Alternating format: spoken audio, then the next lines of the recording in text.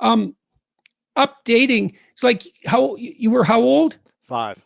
Okay. Well, one thing to realize when you're 25 and you were abused when you're 5 is that you're not 5 anymore. Right.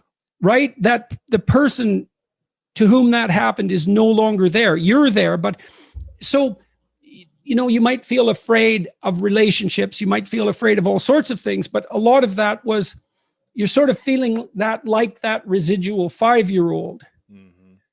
I tell a story about one client I had. She was abused by her older brother, and she told me the story.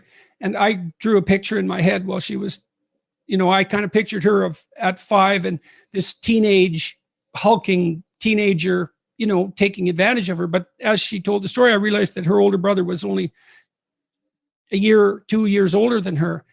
While he was 7. Was like, okay, well, she wasn't the victim of a tyrannical male in some sense. They were 2 badly supervised children.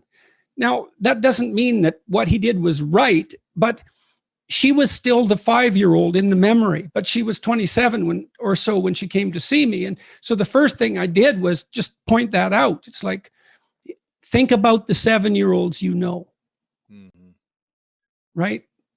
For a 5-year-old, a 7-year-old is an adult, but for an adult, a 7 and a 5-year-old are clearly both children. Well, that just changed things somewhat. It made her feel less vulnerable in the moment.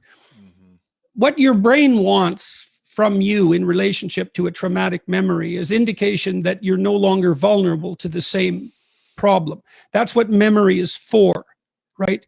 You remember something bad and you process it so that you change your interpretation or your behavior or the situation or whatever you can change so that it isn't going to happen in the future. And if you do that thoroughly, you'll generally let yourself rest. You have the memory to protect yourself from it happening again. Well, that's the purpose of memory in general.